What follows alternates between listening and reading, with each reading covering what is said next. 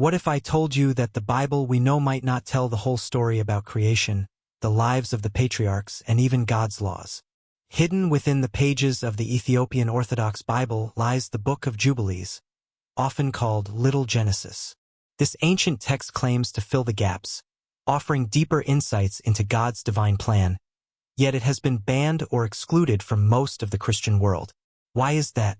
In today's video, we'll dive into the mysteries of the Book of Jubilees, uncovering its unique 50 chapters that reveal lost details of the Genesis narrative and challenge the conventional Christian understanding of time, creation, and divine law. The Book of Jubilees begins with a retelling of the creation story, but it doesn't stop at the familiar account. Instead, it expands on Genesis, introducing cosmic concepts like sacred time, heavenly angels, and divine commandments handed down to humanity. According to Jubilees, when God created the world, he also established a sacred structure of time. This wasn't just a system for counting days, but a way to align humanity with God's divine will. Jubilees introduces a precise solar calendar, consisting of 364 days divided into 4 seasons of 91 days each. This sacred calendar ensures that holy days, such as the Sabbath and festivals, always fall on the correct dates. But here's the catch. The world has largely forgotten this divine structure, instead adopting lunar calendars that Jubilees warns lead to spiritual disorder. The text takes us deeper into the Genesis narrative, presenting a cosmic perspective. For example, Jubilees claims that angels were created on the first day of creation, even before the earth itself.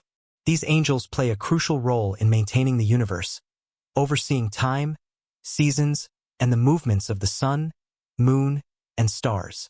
This idea connects the physical and spiritual realms, suggesting that when humans fall out of alignment with God's time, chaos ensues, a recurring theme throughout the book. One of the most controversial aspects of Jubilees is its insistence that the solar calendar is the only correct way to measure time. It criticizes the lunar calendar, adopted by many ancient cultures, as a corruption of God's divine order. This theme resonates with the Ethiopian calendar still in use today by the Ethiopian Orthodox Church, which bears similarities to the structure described in Jubilees. Could it be that this ancient system reflects the sacred time humanity was meant to follow? Jubilees doesn't stop at timekeeping. It sheds new light on familiar stories, like Adam's creation. It claims that God gave Adam specific commandments, including observing the Sabbath, long before Moses received the 10 Commandments. Angels served as mediators, teaching Adam and his descendants how to follow these divine laws. This paints a picture of a continuous covenant between God and humanity, starting with Adam and reinforced through figures like Noah, who is also portrayed as observing laws of purity and sacrifice. The book also expands on the story of Noah and the flood. While Genesis briefly mentions the Nephilim, Jubilees delves into how these fallen angels and their offspring corrupted the earth, leading to its destruction. It emphasizes Noah's role in preserving righteousness and details the covenant God made with him after the flood, a covenant rooted in obedience and purity. Jubilees offers a bold reinterpretation of biblical events, challenging mainstream beliefs and calling for a return to divine order. Its exclusion from the Christian canon raises questions about why these teachings were deemed too controversial. Did the early church reject Jubilees because it diverged from accepted norms, or was it simply too radical for its time? What secrets does this ancient text hold that might reshape our understanding of faith, creation, and humanity's place in God's plan? In Genesis 12, we meet Abraham as God calls him to leave his homeland and journey to Canaan. However, the Book of Jubilees delves deeper, offering an account of Abraham's youth that adds a profound new layer to his story. Jubilees reveals that Abraham grew up in a family immersed in idolatry. His father, Terah, worshipped false gods. While Genesis is silent on this, Jubilees vividly describes a young Abraham who rejects the surrounding pagan practices to follow the one true God. For example, he confronts his father, saying, "What is this idol you worship?" Abraham ultimately destroys the idols and flees into the wilderness. Jubilees 11:16-17. This portrayal highlights Abraham not just as obedient to God's call, but as a bold revolutionary challenging idolatry, setting the stage for his later role as the patriarch of a people devoted to God's laws. A significant difference between Genesis and Jubilees is the latter's claim that Abraham observed divine laws long before Moses. Genesis mentions Abraham's covenant of circumcision, Genesis 17, but offers no indication of him following other laws. Jubilees, however, presents Abraham as keeping the Sabbath, offering sacrifices, and adhering to laws said to have been passed down from angels to the patriarchs, starting with Adam. These laws, written on the heavenly tablets, represent God's cosmic order.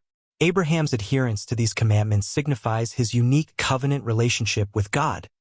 Jubilees 12:25. This shifts Abraham's actions from being a personal faith journey to fulfilling a divine, universal plan. Circumcision, introduced in Genesis 17 as a sign of Abraham's covenant with God, is depicted in Jubilees as part of a timeless divine law. According to Jubilees, this commandment existed since creation and was inscribed on the heavenly tablets, governing both angels and humans. It describes circumcision as an eternal ordinance essential for aligning humanity with God's cosmic laws. Jubilees 15:25. While Genesis focuses on Abraham's obedience, Jubilees frames this act within the broader framework of universal divine order.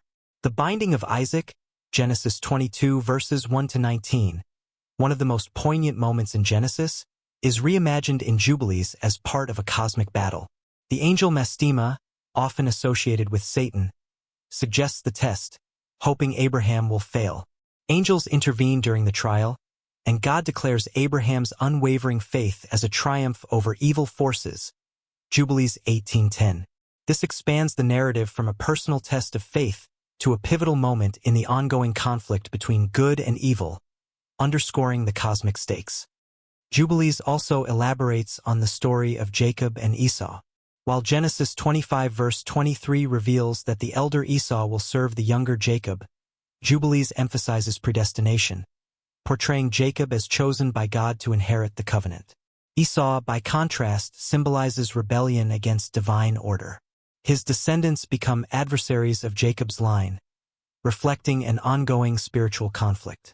Jubilees also highlights that Isaac and Rebekah receive divine insight into Esau's nature, aligning the family dynamics with a larger cosmic plan. Jubilees 19:13. Jacob's role is further elevated in Jubilees, where he is not merely the father of the 12 tribes but also the inheritor of divine laws. These laws, revealed to him by angels, connect him and his descendants to God's eternal covenant. Jubilees 27:23. Jacob's actions, such as observing the Sabbath and following purity laws, are depicted as fulfilling a cosmic order rather than simply responding to immediate circumstances.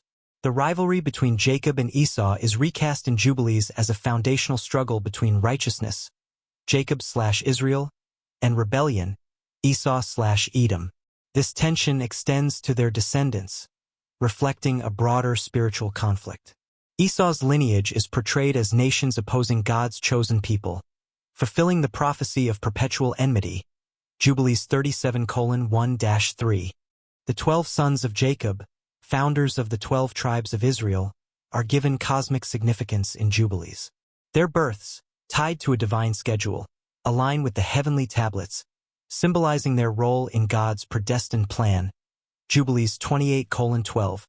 Moreover, Reuben's sin, Genesis 35 verse 22, is portrayed as a spiritual transgression that leads to Judah and Levi assuming leadership roles.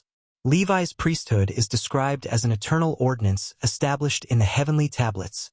Jubilees 32:17, highlighting its divine origin.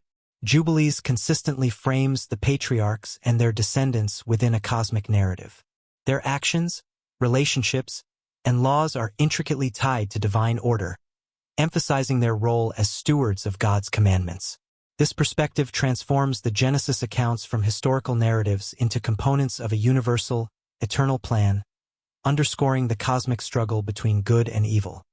The story of Joseph's betrayal by his brothers takes on a radically different tone when viewed through the lens of Jubilees. In Genesis 37, the brothers' actions are driven by jealousy over their father's favoritism. However, Jubilees expands this narrative, framing it as a cosmic transgression. According to Jubilees, Selling Joseph into slavery wasn't just a family feud. It violated the eternal divine order, marking it as a grave sin recorded on the heavenly tablets. Jubilees 34:4-9. The brothers' guilt transcends their personal wrongdoing, with consequences reverberating across future generations until they repent. Their betrayal disrupts God's plan and foreshadows Israel's suffering in Egypt, setting the stage for the nation's eventual redemption through the Exodus. While Genesis 41 highlights Joseph's wisdom and ability to interpret dreams as key to his rise in Egypt, Jubilees emphasizes that his ascent was preordained by God and inscribed on the heavenly tablets. Joseph's success wasn't just human effort but part of a divine strategy to save his family and position Israel for their future bondage and deliverance. Jubilees 42:2. His life serves as a bridge between the immediate salvation from famine and the broader cosmic narrative of the Exodus.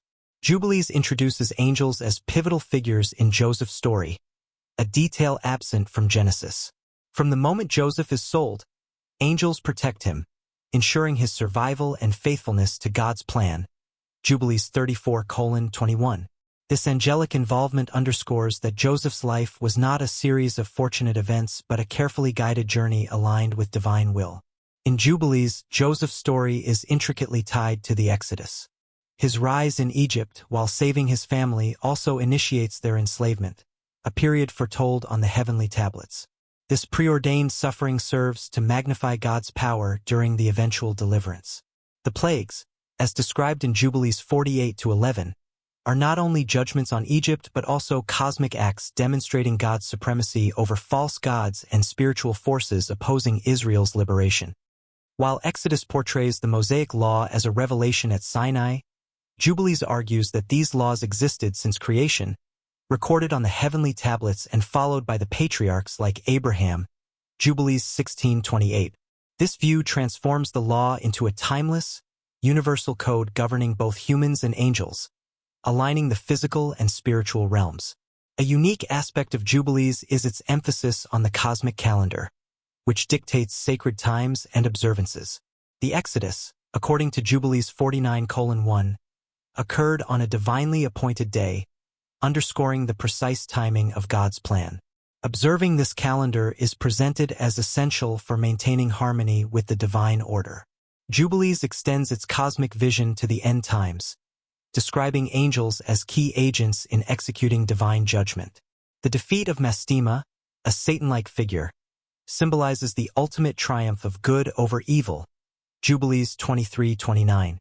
Israel's restoration, foretold in Jubilees 23:26, is presented as a spiritual renewal aligned with God's eternal plan, culminating in a messianic kingdom where righteousness prevails and the law is fully upheld. Through its emphasis on the heavenly tablets, angelic involvement, and divine timing, Jubilees offers a profound cosmic perspective on biblical events. Joseph's life, the Exodus, and the giving of the law are depicted as integral parts of a preordained plan, linking human history to the eternal divine order. This interpretation invites readers to view familiar stories as elements of a grander spiritual narrative. If this exploration enriched your understanding, share it with others curious about the depths of biblical tradition. Don't forget to like and subscribe,